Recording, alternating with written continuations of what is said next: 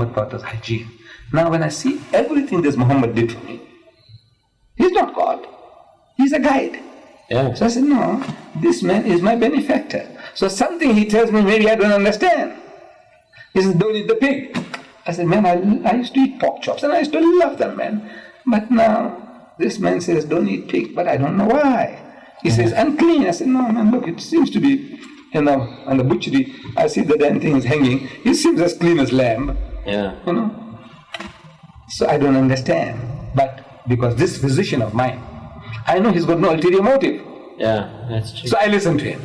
My physician tells me, after I'm 75 now, I go to the doctor, I said, look, doctor, I'm feeling very thirsty.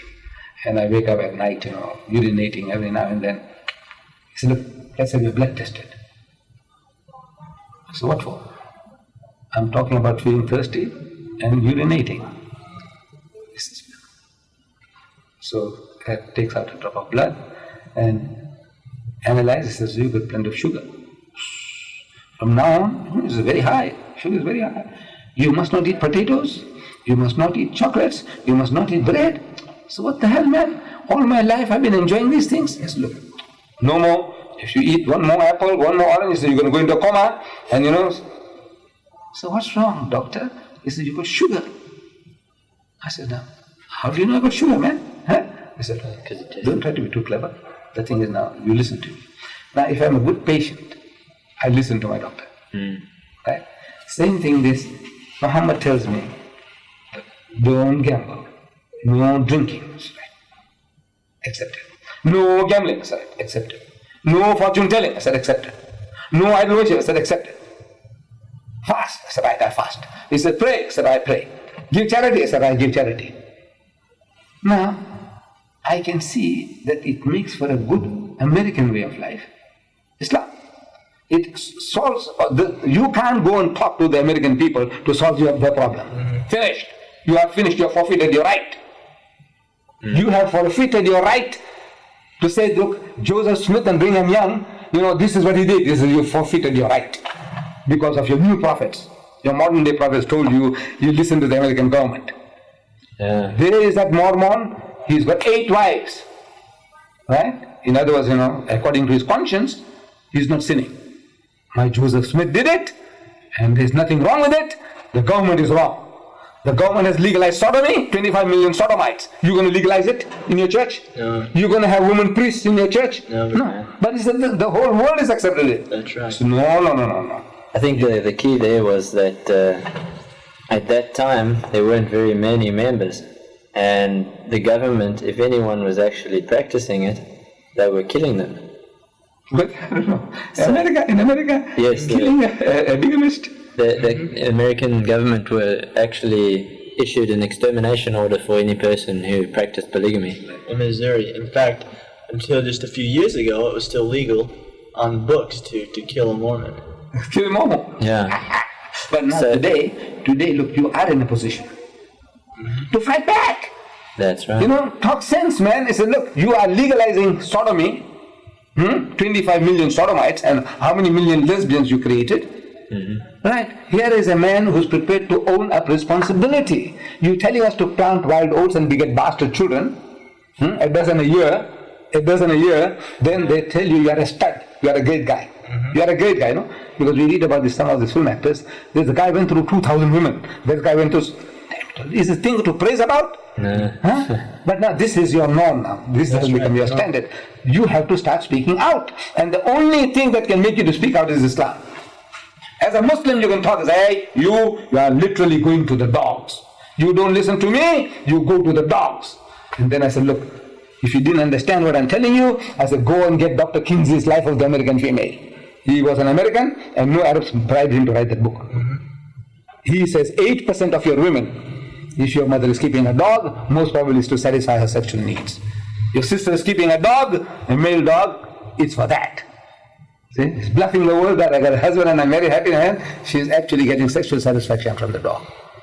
8% of all American women. When I told this to an American, the guy nearly fell on his back. He says, what? He's a very educated man. He was one of these Christian scientists. Yeah. And he couldn't believe it. He was about 82, 85 years old. And he says, I can't believe it. I said, look, Dr. Kinsey, man, you're a man. Masters and Johnson, you're men and women. Yeah.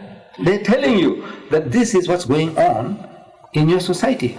But now you can't talk.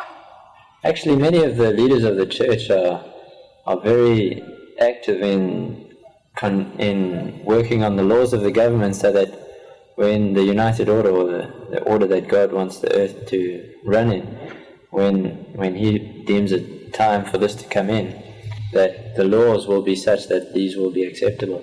So they are trying to change the laws. Unfortunately, you know yourself, just to change the law of apartheid took too long. You see, now there's one advantage you have in America. That you see, the American people, they are prepared to listen to you. They'll argue, debate with you, but they're prepared to listen to you. They're not going to pull out a gun. Yeah. No more. You said, now look, this is the solution to our problem. I'm only telling you that whether you like it or you don't, the guy who wants to have more than one wife, there's a woman who doesn't mind sharing a husband, and there's a man who's prepared to take on extra responsibility. Why are you coming in their way? That's all. We are not saying you have 4 wives, or you have 2 wives. Nobody's telling you that. Yeah. There is a type of man who does not mind taking on extra responsibility, and there is a type of woman who doesn't mind sharing a husband. Why are you coming in their way? You say there's freedom. Yeah, that's part of what the Book of Mormon is preparing people so that when the statement is made, they will be able to accept it. But unfortunately, in the past, when the statement has been made, people are just very, how can you say, they just want to fight and shoot it down. Not because it's a good idea, but just because it comes from the Mormons. I'm sure you find the same thing in countries even like South Africa. You find when you speak to people, they say, what, you're a Muslim, and they shoot you down just straight away. They're listening. See, because when we get visitors to the mosque, tourists, you see, when we explain to them, if there are 2 husband and wife, there's always one of them is siding with us. If there are 3, there are 2 siding with us. If there are 5, there are 3 siding with us. Whatever we explain, you have a point there. You have a point there. There is a segregation of the sexes in Islam. Men and women are not allowed to freely intermingle. Yeah. So in the absence of a separate facility, they pray at home. But in this mosque, there is a facility for ladies. Yeah. So now you want to know why? I said, look, man, woman is the greatest gift of God for man, but it can become the greatest distraction. Yes. Yeah. This is how God made man and woman. That that you'll be pulled towards woman. She's a magnet. She's a magnet. No use you bluffing yourself. No, I'm an angel. So you don't know bloody angels walking on this earth. Yeah. See, everyone, we all are flesh and blood, and we have the same susceptibilities. So this is my look. I said, you Western people, I'll tell you that this is the great distraction. Woman, we need give them separate but equal facility, but separate. No free intermingling. Allows your mind to be you see, in our system, you notice that we make ablution. And prayer time, there's a queues behind every tap. And let's say instead of you, your sister, your mother is there, and she's making ablution. She's a good Muslim lady. And I'm watching, waiting for my turn. And I'm watching her, washing her face, the nape of the neck, throwing her tresses around, and her arms. And I'm watching her. I can't be closing my eyes. Your mind I starts. said, beautiful, lovely arms, silky skin, she's got lovely hair. Look at the nape of her neck. This is man, any man. Yeah. Unless he's a bloody lunatic or there's something else wrong with him. This is the thing that attracts. That's right. Then in our prayer, we stand shoulder to shoulder. No gaps left between one devotee and another.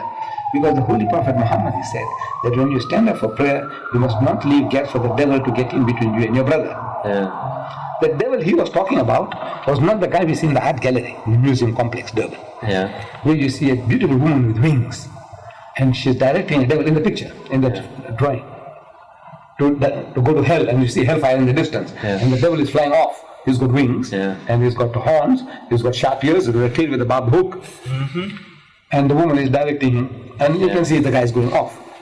Now that beautiful woman with wings, of an angel, that's a bloody nonsense. This is a childish idea that you have about an angel. Angels are not that, you see. But now you are thinking of